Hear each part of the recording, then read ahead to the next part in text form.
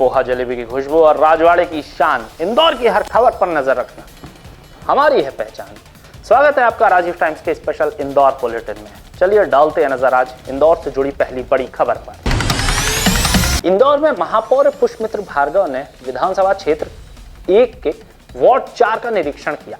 इस दौरान उन्होंने क्षेत्र में चल रहे विभिन्न विकास कार्यों की समीक्षा की और संबंधित अधिकारियों को आवश्यक दिशा निर्देश दिए। निरीक्षण में पार्षद बरखा नितिन मालू, प्रतिनिधि शीलू दवे, एडिशनल कमिश्नर आशीष पाठक सहित नगर निगम के अधिकारी और बड़ी संख्या में स्थानीय नागरिक मौजूद रहे। निरीक्षण के दौरान महापौर ने कहा है कि इंदौर में मेट्रो परियोजना तेजी से आगे बढ़ रही है और शहर टेम्पो वाले शहर से मेट्रो सिटी की ओर विकसित हो रहा है। उन्होंने बताया कि जल्दी नागरिकों को अंडरग्राउंड मेट्रो का भी अनुभव मिलेगा। हालांकि निर्माण कार्यों से प्रभावित क्षेत्रों में पानी और ड्रेनेज जैसी यूटिलिटी सेवाओं को लेकर नागरिकों की चिंता पर भी महापौर ने गंभीरता दिखाई है। उन्होंने एयरपोर्ट रोड स्थित मेट्रो कार्य का भी निरीक्षण किया और निर्देश दिए कि किसी भी स्थिति में जन सुविधाओं को नुकसान न पहुंचे। यदि कोई समस्या आती है तो उसे तुरंत ठीक किया जाए। इस पर मेट्रो अधिकारियों ने त्वरित समाधान का आश्वासन भी दिया है। देखिए, मेट्रो के काम से कई कॉलोनी और रहवासियों को चिंता है कि गहरी खुदाई और वाइब्रेटर से यूटिलिटी और शायद मकानों पर भी कोई असर पड़ सकता है। तो मैंने मेट्रो के एयरपोर्ट क्षेत्र का पूरा दौरा किया। मेट्रो के अधिकारियों को भी निर्देश दिए हैं कि वो काम शुरू करने के पहले आसपास के क्षेत्रों का पंचनामा बनाएं, घरों के कॉलोनियों के फ़ोटो लें और मेट्रो के काम से यदि कुछ प्रभाव आता है तो उनको ठीक कराए और उनका मुआवजा भी दे। साथ ही नगर निगम की यूटिलिटी अगर प्रभावित होती है तो उसको भी तुरंत ठीक करें। ये बहुत बड़ा और लंबे समय तक चलने वाला काम है, आम लोग इससे परेशान नहीं हो। इंदौर में सिटी बस के मासिक पास में की गई बढ़ोतरी के विरोध में शहर में कांग्रेस कमेटी ने नेहरू पार्क स्थित स्मार्ट सिटी कार्यालय का घेराव कर ज्ञापन सौंपा। यह ज्ञापन मुख्यमंत्री, महापौर, नगर निगम आयुक्त के नाम अपर आयुक्त एवं स्मार्ट सिटी सीईओ अर्श जैन को दिया गया। प्रदर्शन का नेतृत्व कार्यवाहक अध्यक्ष देवेंद्र सिंह यादव, पूर्व प्रवक्ता सन्नी राजपाल और एनएसयूआई उपाध्यक्ष लवेश यादव ने किया। इस दौरान नारेबाजी कर बढ़ी हुई दरों को वापस लेने की मांग की गई। कांग्रेस ने आरोप लगाया कि पहले छात्र पास 200 रुपए में मिलता था, जिसे बढ़ाकर 600 रुपए कर दिया गया है, जबकि सामान्य पास 600 रुपए से बढ़ाकर 1200 रुपए तक हो गया है। इससे छात्र, महिला, दिव्यांग और वरिष्ठ नागरिकों पर आर्थिक बोझ बढ़ा है। पार्टी ने मांग की है कि बढ़ी हुई दरें वापस ली जाएं, दिव्यांगों को निःशुल्क सुविधा मिले और पुरानी सब्सिडी व्यवस्था फिर से लागू की। आज शहर कांग्रेस कमेटी द्वारा माननीय मुख्यमंत्री जी को संबोधित करते हुए एक ज्ञापन दिया गया है। ज्ञापन का विषय यह था कि बस पासेस में जो वृद्धि की गई उसके विरोध में ये ज्ञापन दिया गया है। संबंध में मैं ये बताना चाहूँगा कि पूर्व में जो पास, एक सामान्य पास जो रुपये 800 का आता था, उसमें महापौर पास योजना के तहत 600 रुपये की सब्सिडी दी जाती थी। वर्तमान में महापौर पास योजना बंद होने से उस पास की जो सब्सिडी थी वो स्वाभाविक रूप से वो बंद की गई थी। AICTSL द्वारा जन सुविधा को देखते हुए ये प्रयास किया गया कि ताकि जनता पे भार ना आए, जनरल पास की कीमत 1200 की गई और स्पेशल कैटेगरी पासेस की कीमत 600 रुपये की गई था। AICTSL द्वारा अपने स्तर पे 50% की सब्सिडी अभी भी दी जाए। क्या लगता है इसमें कम हो जाएगा? इसमें पूरी कोशिश ये रहेगी कि कोई भी निर्णय जो लिया जाए वो जनता की सुविधा को देखते हुए लिया जाए। इसमें बातचीत की जाएगी जिस हिसाब से कि बसेस भी एक वित्तीय सक्षम रूप से चल पाए और जनता पर भी अनावश्यक रूप का किसी प्रभारी अर्श जैन जी को एक ज्ञापन मुख्यमंत्री, महापौर और निगम आयुक्त के नाम दिया गया, जिसमें मांग की गई कि गत दिनों जो छात्रों के पास थे वो सिटी बस के पास 600 रुपये 200 रुपये की जगह 600 रुपये की वृद्धि की गई है। वहीं जो सामान्य पास 600 रुपये थे वो 1200 रुपये किए गए। वृद्ध लोगों को जो पास की सुविधा मिलती थी वो भी, उसमें भी बढ़ोतरी की गई है। आज यहाँ पर घेराव कर जो है एक ज्ञापन मुख्यमंत्री, महापौर और निगम आयुक्त के नाम दिया गया है और उनसे मांग की गई है कि इस पर छात्रों के हित को देखते हुए शीघ्र ही जो इंदौर में अखिल भारतीय जायसवाल युवा सभा की ओर से भव्य सामूहिक विवाह समारोह आयोजित किया गया, जिसमें लगभग 52 जोड़े परिणय सूत्र में बंधे। कार्यक्रम का आयोजन राष्ट्रीय युवा अध्यक्ष गौरव राजेंद्र जायसवाल और किशोर भाई के संयोजन में किया गया। कार्यक्रम में उत्तर प्रदेश के मंत्री रविंद्र गुर्जर विशेष रूप से शामिल हुए। उन्होंने आयोजन की सराहना करते हुए इस देश के लिए एक मॉडल बताया और कहा कि अब सामूहिक विवाह को नए दृष्टिकोण से देखा जाना चाहिए। आयोजकों ने बताया कि 101 जोड़ों का लक्ष्य रखा गया है, जिनमें से 52 जोड़ों ने विवाह में भाग लिया। कार्यक्रम में बारात स्वागत, वेशभूषा और मंत्रोच्चार सहित सभी व्यवस्थाएं भव्य रूप से की गईं। राष्ट्रीय युवा अध्यक्ष गौरव राजेंद्र जायसवाल ने कहा है कि आयोजन का उद्देश्य सामूहिक विवाह को सम्मानजनक और आधुनिक रूप देना है, ताकि समाज के सभी वर्ग इससे जुड़ सकें। आपको बता दें, कार्यक्रम में राष्ट्रीय अध्यक्ष मदन लाल जायसवाल, किशोर जायसवाल, पन्ना लाल समेत समाज के वरिष्ठ जन मौजूद रहे, जिन्होंने आयोजन को सफल बताया। गौरव जायसवाल और किशोर भाई के संयोजन में बहुत शानदार 52 जोड़े का सामूहिक विवाह का आयोजन किया गया है। वैसे सामूहिक विवाह तो हमेशा होते हैं, सरकारें भी कराती, लोग भी कराते हैं, लेकिन इतनी शानदार जो इंदौर में गौरव ने, युवा जायसवाल की टीम ने और किशोर जी हैं मदन जायसवाल के नेतृत्व में जो शानदार पहल किया गया है। मेरा मानना है कि देश भर में इतनी शानदार तरीके से शादी विवाह, सामूहिक विवाह पहली बार हो रहा है।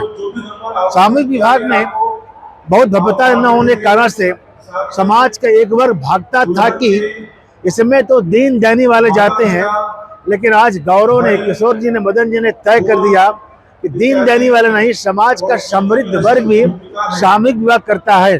जो शानदार तरीके से अपने घर के बेटा बेटी की शादी में बारात का वेलकम, उनका ड्रेसअप और उनके लिए बड़ा मंच संगीत के साथ, मंत्र के साथ जो शानदार कराया है, इसके लिए पूरे समाज को धन्यवाद है। विशेष तौर पर गौरव को, किशोर बाबू को, मदन जी को, पन्ना लाल जी को, इनके नेतृत्व में जो प्रयास किया गया है, यह पूरे देश के लिए मॉडल है। यह देखने के बाद जो सामूहिक विवाह में लोग बड़ा दीन दयानी करते थे, अब वो लोग उसको भव्यता से करेंगे। व्यवस्थाओं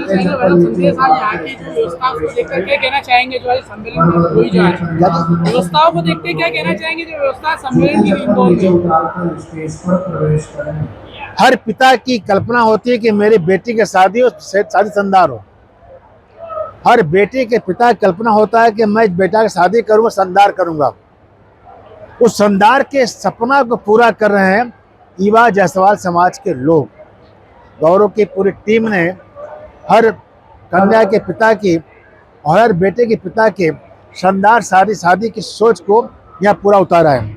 लोगों से अपील करना चाहता हूँ, एक समय आना चाहिए अब कि समाज के समृद्ध वर्ग है, वो अपने बच्चों के साथ साथ भव्यता से 10-11 शादी कर लेंगे तो उन 11 बच्चों का भी शादी भव्यता हो पाएगा। यानी हम संपन्न व्यक्ति हैं तो हम करोड़ रुपए खर्चा करते हैं बारात शादी में, उसी में 4 हम और 10 हम और अगर कन्याओं को जोड़ लें तो करोड़पति बारात में 10 कन्याओं को भला हो जाएगा।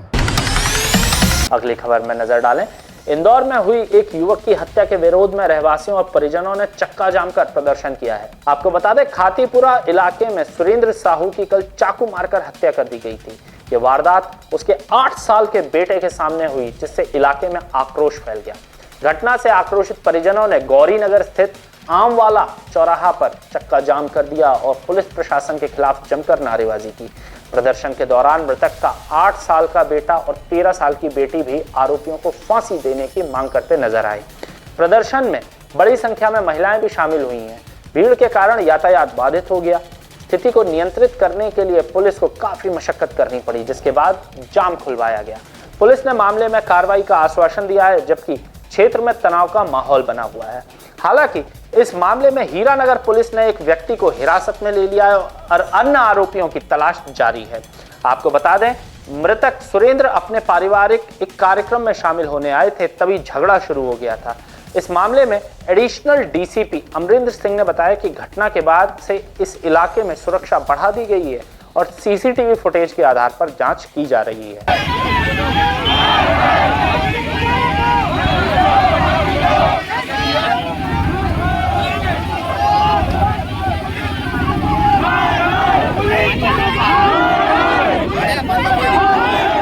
पुलिस प्रशासन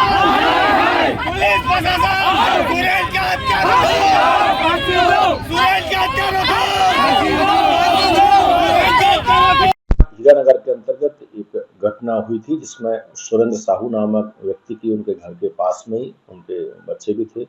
उस समय कुछ अज्ञात लोगों ने उसमें चाकू मार करके हत्या कर दी थी। इस मामले में थाना हीरानगर ने इसमें हत्या का मामला धारा 103 बीएनएस के तहत पंजीबद्ध किया है और आरोपियों की पहचान कर ली गई है। सभी आरोपियों की धरपकड़ के लिए 4 अलग अलग टीमें उनको रन पे हैं, जो शीघ्र ही इन आरोपियों की गिरफ्तारी होगी। और इंदौर पुलिस किसी भी ऐसे जो भी आपराधिक तत्व है, आपराधिक घटनाओं है, उन पे कड़ी कानूनी कार्रवाई करने के लिए प्रतिबद्ध है। मृतक का क्या नाम है और क्या कुछ? मृतक बेसिकली सुरेंद्र साहू नाम का मृतक है और ये प्राइवेट कोई काम करता था और अपने घर के पास ही ये पूरा घटनाक्रम हुआ है। इस बात को लेकर सर विवाद हुआ था क्या कुछ? अभी कुछ उनके जो भाइयों के बीच में कोई था और उसी को लेकर के ये विवाद हुआ और विवाद में उनकी चाकू मार की हत्या की गई। सर मौके पर इनकी मौत हो गई या फिर अस्पताल तक पहुंचे थे? उनको जब जैसे ही वहां से चूंकि चाकू जो लगे हुए थे वो वाइटल पार्ट्स पे थे, जब जैसे उनको ले जाने के लिए गए तो उस समय उनकी डेथ हो गई। मृतक शादीशुदा है? हाँ, मृतक शादीशुदा है और इनके पूरा परिवार है, बच्चे भी है। सर इसमें किसी की गिरफ्तारी हुई है? पुलिस ने जैसा कि बताया है कि पुलिस ने इसमें अलग अलग 4 टीमें बनाई हैं जो लगातार ग्राउंड जीरो पे काम कर रही हैं और शीघ्र ही इसमें बड़ी कानूनी कार्रवाई की जाएगी। इंदौर के लसूड़िया थाना क्षेत्र में खाकी को शर्मसार करने वाला मामला सामने आया है। एएसआई संजय विश्नोई सहित 5 पुलिस कर्मियों पर 22.50 तोला सोना गायब करने और ऑनलाइन रिश्वत लेने के गंभीर आरोप लगे हैं। मामला सामने आते ही पुलिस विभाग में हड़कंप मच गया। डीसीपी प्रतीक कुमार ने तत्काल कार्रवाई करते हुए सभी 5 पुलिस कर्मियों को निलंबित कर लाइन अटैच कर दिया है। हम आपको बता दें, हरिदर्शन अपार्टमेंट निवासी गौरव जैन के खिलाफ चेक बाउंस मामले में ग्वालियर कोर्ट से गिरफ्तारी वारंट जारी हुआ था। आरोप है कि 1 अप्रैल की रात करीब 11:15 बजे पुलिस टीम उनके फ्लैट पर पहुंची। टीम में एएसआई संजय विश्नोई के साथ प्रधान आरक्षक राकेश शर्मा, प्रणीत भदौरिया, रविंद्र कुशवाहा, दिनेश गुर्जर और दीपेंद्र मिश्रा शामिल थे। परिजनों का आरोप है कि कार्रवाई से पहले सीसीटीवी कैमरे तोड़ दिए गए और नकली चाबी से घर में घुसकर तलाशी ली गई। इस दौरान 22.50 तोला सोना गायब करने और ऑनलाइन रिश्वत लेने के आरोप लगाए गए हैं। पुलिस ने मामले की विभागीय जांच शुरू कर दी और सभी तकनीकी साक्ष्य खंगाले जा रहे हैं। पुलिस थाना लसूड़िया के अंतर्गत एक पीड़िता थी, एक शिकायतकर्ता थी, जिसके द्वारा वरिष्ठ अधिकारियों को एक शिकायती आवेदन पत्र दिया गया था। उस शिकायत में कुछ आरोप लगाए गए थे और आरोपों की प्रकृति को देखते हुए उसमें जिन कर्मचारियों पर आरोप लगाए गए थे उनको प्राइमा फेसी उसमें सस्पेंड किया गया है और एक जांच एसीपी विजयनगर को सौंपी गई है। शीघ्र ही उस पूरे मामले में विस्तार से जांच की जाएगी। उसके बाद जो भी तथ्य परक चीजें होंगी, जो फैक्ट्स आएंगे, तथ्य आएंगे, उसके आधार पर अग्रिम कार्रवाई की जाएगी। क्या आरोप के साथ किस तरह का आरोप? बेसिकली इसमें आरोप लगाए गए थे चूंकि उसका कोई वारंट वगैरह मतलब पेंडिंग थे थाने पे और उसके बाद कुछ मामला भी पेंडिंग था और वहां पुलिस ने मतलब उसमें कुछ जो दरवाजे को लेकर के कि वहाँ दरवाजा जबरदस्ती उसको खोल करके अंदर घुसे और भी उसमें कुछ आरोप लगाए गए हैं। उन आरोपियों को मद्देनजर रखते हुए ये पूरी कार्रवाई की गई। हाँ, ये भी इसमें फैक्ट्स आए जो कि कानूनी रूप से भी बहुत सारे प्रावधान है उनको लेकर के इसी चूंकि ये था कि ये पुलिस को पूरी तरह से ये रिलायबल एक विश्वसनीय सूचना थी कि उसमें जिसका वारंट है या जो वांटेड है वो घर के अंदर है। इस आधार पर वहाँ पंचनामा भी तैयार किया गया था। चूंकि उसमें आरोप लगाए गए तो आरोपों की जो प्रकृति थी, नेचर ऑफ जो शिकायत मतलब कंप्लेंट थी, उसके आधार पर ये प्राइमा फेसी ये कार्रवाई की गई है और विस्तार से जो पूरी जांच है, जो इंक्वायरी है, वो एसीपी विजयनगर द्वारा कंडक्ट की जाएगी। अगली खबर की तरफ रुख करते हैं। इंदौर के बाणगंगा थाना क्षेत्र की भागीरथपुरा पुलिस चौकी में पकड़े गए एक व्यक्ति ने थाने के वॉशरूम में फिनाइल पीकर आत्महत्या कर ली। पुलिस उसे गंभीर अवस्था में अस्पताल लेकर पहुंची, जहां डॉक्टर ने उसे मृत घोषित कर दिया। आपको बता दें, आरोपी रामजी पिता रामचंद्र झा चोरी के आरोप में पकड़ा गया था। पूछताछ के दौरान उसने फिनाइल पी लिया, जिससे उसकी तबीयत बेहद गंभीर हो गई और स्थानीय पुलिस और स्टाफ ने तुरंत अस्पताल पहुंचाया, लेकिन उसकी मौत हो गई।